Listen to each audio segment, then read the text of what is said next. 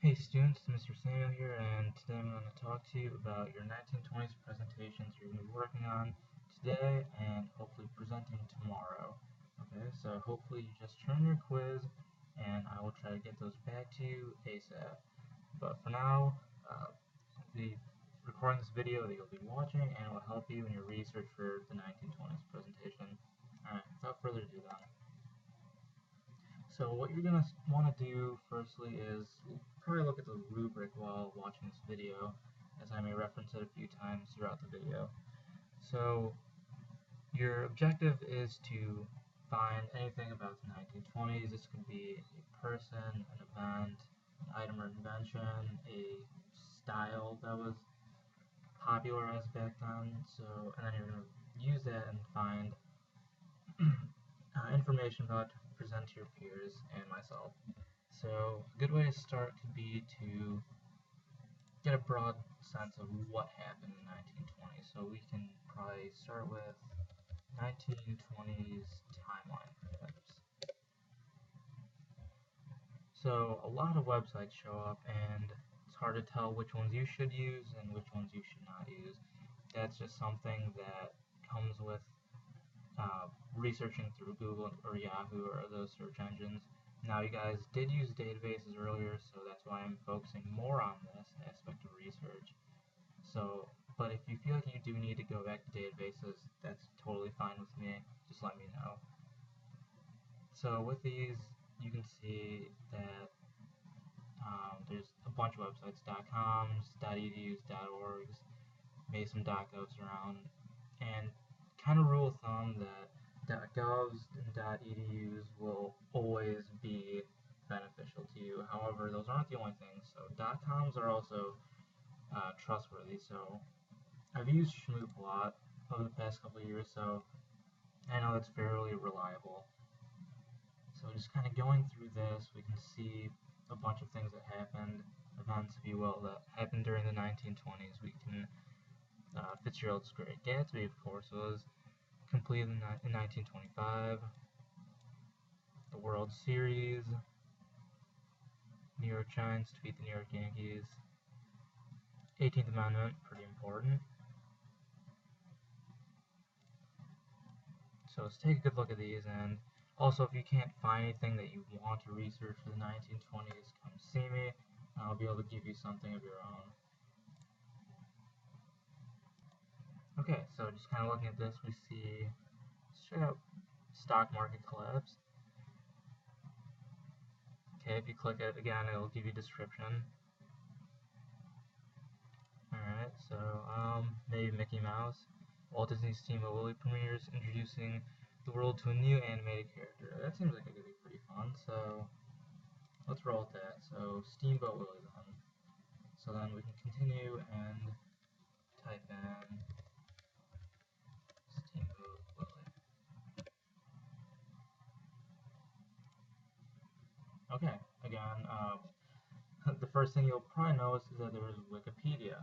Wikipedia is pretty infamous because while it does have a ton of information, it can be changed or altered by anyone. So I could write in here that Steamboat Willie was created yesterday, and it would take that.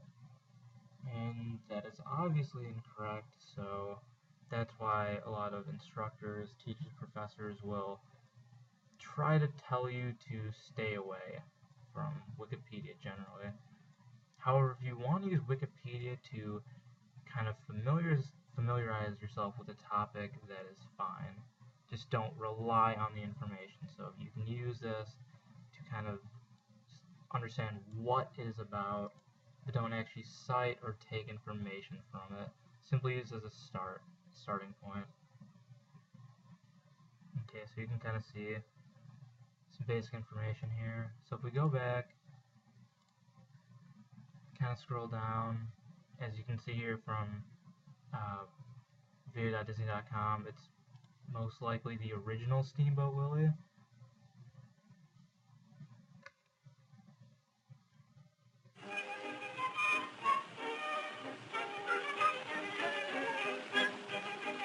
You'll notice that the project will have 3 to 4 slides to connect to each place.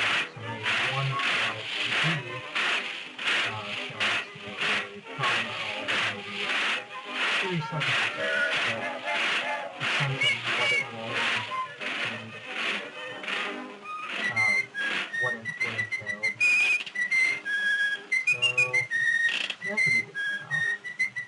This would be also known as a primary source. Primary sources are huge when it comes to presentations, historical presentations to be exact, because they give you a sense of what it was at the time. Okay, so I accidentally exited out, so let's go back.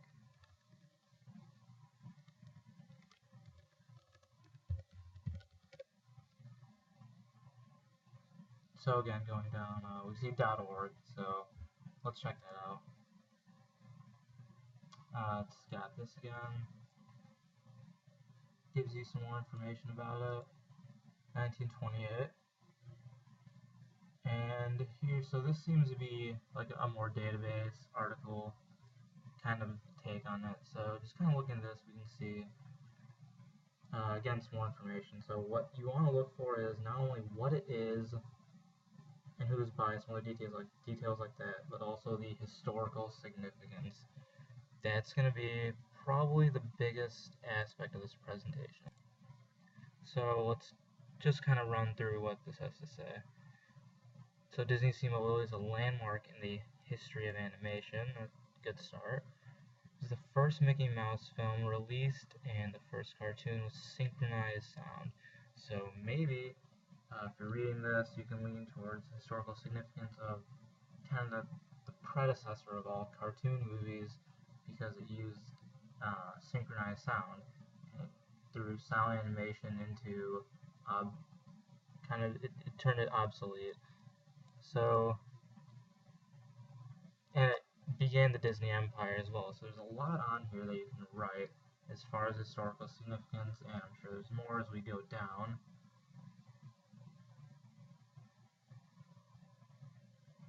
You can see that critics seem to see in Mickey Mouse a blend of Charlie Chaplin and his championing of the underdog. So kind of a tie with another historical figure kind of goes back to that.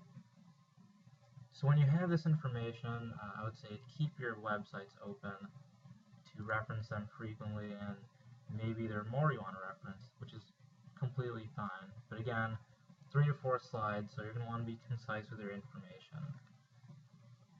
Among that, you're also going to want to be prepared for the presentation, as that is a category to be aware of for the presentation. So, and a way to do this is to prepare ahead of time. It only has to be probably 3 to 5 minutes, so you don't need to prepare that much, but just run through the presentation a few times to familiarize yourself with the material so you're not blundering over your words. So just kind of looking at some more websites.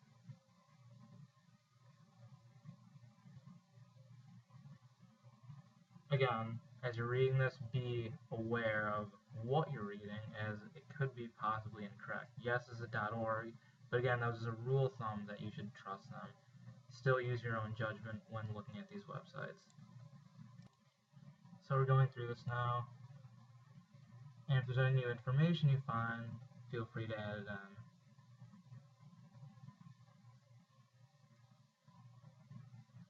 in. Pictures are always welcome, visual aids always help to kind of show further your point of what the topic is and what it was about.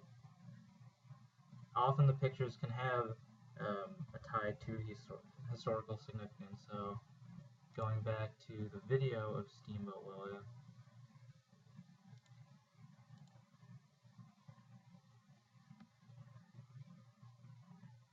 As you're showing this, you can kind of talk about what the audience would like to take this video, which is the first time ever, obviously,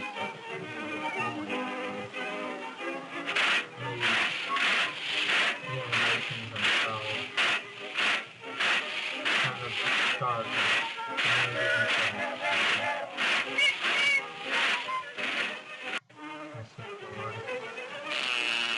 talk about the quirkiness of it and how it may appeal to another